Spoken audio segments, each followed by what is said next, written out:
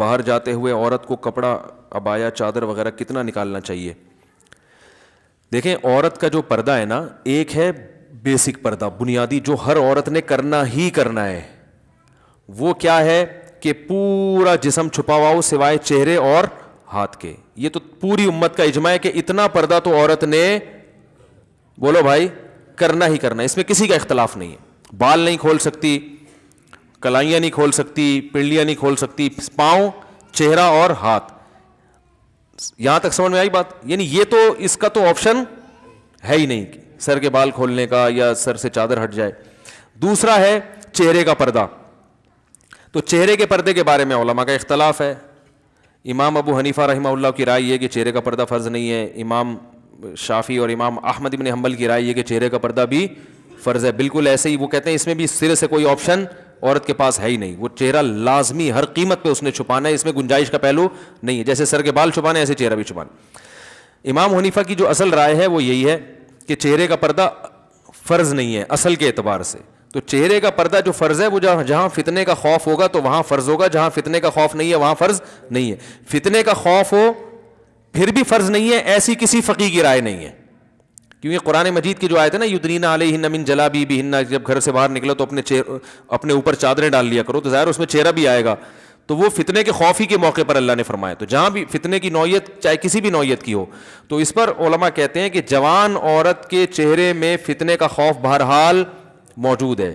سارے تو مسائل چہرے ہی سے پیدا ہوتے ہیں نا, تو اس لیے فتنے کی وجہ سے چہرے کے چھپانے کا حکم دیا جائے گا. اور فتویٰ اسی پر ہے کہ اگر کوئی جوان عورت چہرہ نہیں چھپاتی تو وہ گنہگار ہوگی. امام حنیفہ کا جو قول ہے نا چہرہ فرض نہیں ہے, وہ اس صورت میں کہ جب فتنے کا خوف نہ ہو. یعنی یہ اس میں ایک نرم پہلو نکلتا ہے کہ بعض دفعہ ضرورت ہوتی ہے چہرہ کھولنے کی, بعض دفعہ خوف ہی نہیں ہوتا بالکل بھی. تو اب متاخرین حنفیہ کا فتویٰ اسی پر ہے, اور اسی پر تقریباً سارے علماء جو فقہ حنفی کو فالو کرنے والے ہیں سب متفق ہو چکے ہیں. اور آج سے نہیں, آج سے 700-800 سال پہلے یہ فتویٰ دیا جا چکا ہے کہ اب عورت کو چہرہ کھولنے کی اجازت نہیں ہے. کیونکہ نبی صلی اللہ علیہ وسلم کے دور میں باندیاں ہوتی تھیں, بیویاں بہت کثرت سے, تو حلال اتنا زیادہ ملتا تھا کہ حرام کی طرف لوگوں کے قدم نہیں جاتے تھے, اور وہ مواقع بھی نہیں تھے برائی کے. اب حلال میں پابندیاں لگ گئی ہیں اور حرام, تو اب لوگوں کی نظر اتنی صاف نہیں ہے. اب کوئی جوان عورت جائے گی تو بہت زیادہ امکان ہے کہ لوگ بری نیت سے اس کو دیکھیں گے. تو اس لیے عورت پر چہرہ چھپانا اس زمانے میں فرض ہے. بات آئی سمجھ میں؟ تو یہ تو ہو گیا. لیکن اس میں چونکہ اختلاف ہے اور ایک پہلو نکلتا ہے, تو جہاں شدید مجبوری ہوگی تو وہاں گنجائش دی جائے گی. مجبوری کا مطلب کوئی ایکٹر ہے, اداکارہ ہے, فلم ایکٹریس ہے, وہ توبہ کر رہی ہے, تو اب اس بیچاری نے جہاں ایسی بے حیائی میں زندگی گزاری, اب اس کو تھوڑا نرمی کی طرف کہ بھائی چلو تم وہ پردہ کر لو جو سب کا جس پر اتفاق ہے. Some thing is better than nothing. اب آپ اس کو مکمل کہیں گے جی وہ سر کے بال سے لے کے پاؤں کے ناخن تک, تو اس کے لیے مشکل ہوگا. بات آ رہی ہے سمجھ میں؟ تو ایک علماء صلحاء کے گھرانے کا معاملہ کچھ اور ہے, ایک بالکل لبرل عورت جو بیچاری توبہ کر رہی ہے, تو اس کو تو گنجائش کا پہلو دیا جائے گا نا. بھائی پہلے تو بالکل ہی ڈانس کرتی تھی, ناچتی تھی, گاتی تھی, ایکسپوز کرتی تھی, چلو اب اتنا ہو کہ چہرہ کھول لو, باقی جسم ڈھانپ لو. تو ایسے موقع پر اس کو گنجائش دی جائے گی, گنجائش کے فتوے سے فائدہ اٹھا کے. سمجھ لیں؟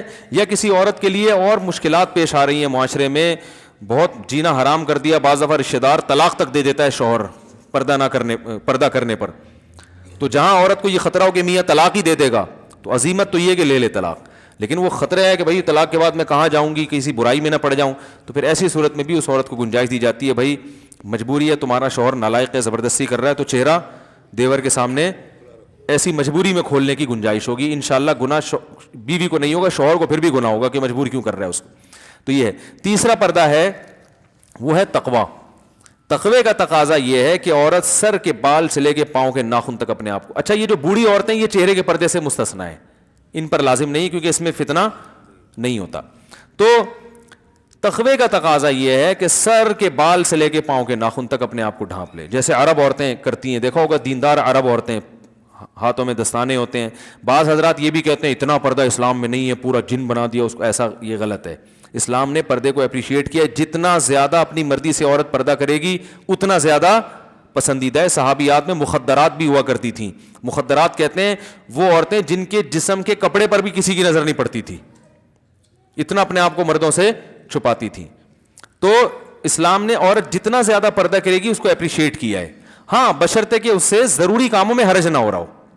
اب جوائنٹ فیملی میں بہو صاحبہ نے مخدرات میں شامل کر کے دروازہ بند کر کے کنڈی لگا دی کہ دیور کی میرے کپڑوں پہ بھی نظر نہیں پڑنی چاہیے, تو یہ تقوی کی یہ مقام تو حاصل ہو گیا, لیکن روٹیاں کون پکائے گا بھائی, گھر کا کام کون کرے گا ہے, یا جو بھی گھر کے کام کاج ہیں جو سب نے مل بانٹ کے کرنے ہیں, وہ تو ایسے موقع پر اس کو کہا جائے گا بھائی چہرے کا پردہ کریں آپ, باقی جتنا پردہ کام کاج کے دوران اگر کچھ تھوڑی بہت کلائیاں کھل جاتی ہیں یا ہاتھ کھل جاتے ہیں وہ معاف ہیں. امام یوسف رحمہ اللہ سے صراحتاً منقول ہے کہ جوائنٹ فیملی میں اگر گھر چھوٹا ہو, عورت برتن دھوتے ہوئے اس کی کلائی کھل جائے اور دیور کی نظر کلائی پہ پڑ جائے تو انشاءاللہ گناہ نہیں ہوگا, کیونکہ اس سے بچنا بہت مشکل ہے نا. اب آستین پوری یوں کر کے وہ برتن دھوئے گی تو آستینیں گیلی ہوتی ہیں, تو تھوڑا بہت اس کو آستینیں چڑھانی پڑتی ہیں, احتیاط کے باوجود بعض دفعہ نظر پڑ جاتی ہے. ہمارے یہ بھی فرمایا کرتے تھے عورت جوائنٹ فیملی میں پردہ کرے, چہرہ چھپائے, لیکن اگر بے احتیاطی میں چہرے پہ دیور کی نظر نہ چاہتے ہوئے غلطی سے پڑ جاتی ہے تو کوئی بات نہیں, معاف ہے, کیونکہ اب گھر میں رہتے ہوئے اتنی بے احتیاطی ہو جاتی ہے, اس میں زیادہ مسئلہ کھڑا کریں گے تو گھر کا ماحول خراب ہوتا ہے. تو پردہ کرے چہرے کا, لیکن اگر کبھی غلطی سے بے احتیاطی ہو جائے تو انشاءاللہ معافی ہے. لیکن میں آپ کو ایک بات بتاؤں, جو محتاط لوگ ہیں نا, ہمارے ایسے بہت سے اساتذہ ہیں جن کے گھروں میں کئی بھائی ہیں ماشاءاللہ, بیویاں بھی ساتھ رہتی ہیں, وہ کہتے ہیں 10 سال ہو گئے ہم جوائنٹ فیملی میں کبھی ہماری نظر اپنی بھابھی پہ نہیں پڑی. وہ بتاتے ہیں کہ غلطی سے بھی نہیں پڑی. تو تمیز اگر ایک دفعہ مارکیٹ میں آ جائے نا تو وہ ایسا غلطی سے بھی ہوتا نہیں, لیکن بہرحال ہو جائے تو معاف ہے. یار ہم تو 10 سال سے رہ رہے ہیں, کبھی نظر بھی نہیں پڑی, اکٹھے رہ رہے ہیں نہیں پڑی. تو وجہ اس کی ہے کہ ان کو پتا ہوتا ہے بھائی بیگم آ رہی ہے یا بھابھی ہے, بھابھی آ رہی ہے تو نظر وہ خود ہی نیچے کر لیتے ہیں, بھائی ٹھیک ہے انہوں نے کھانا رکھا چلی گئی, نظر پہلے سے نیچے. جو جس کی نگاہیں خراب ہوتی ہیں نا وہ پہلے دروازے پہ یوں کر کے دیکھ رہا ہوتا ہے, آنے تو دو, پہلے دیکھوں گا میری بیگم ہے یا بھابھی آ رہی ہے, آنے دو. آئے گا اچھی طرح مطالعہ کرے گا, پھر کہے گا بھائی اسلام میں اچھا نہیں ہے.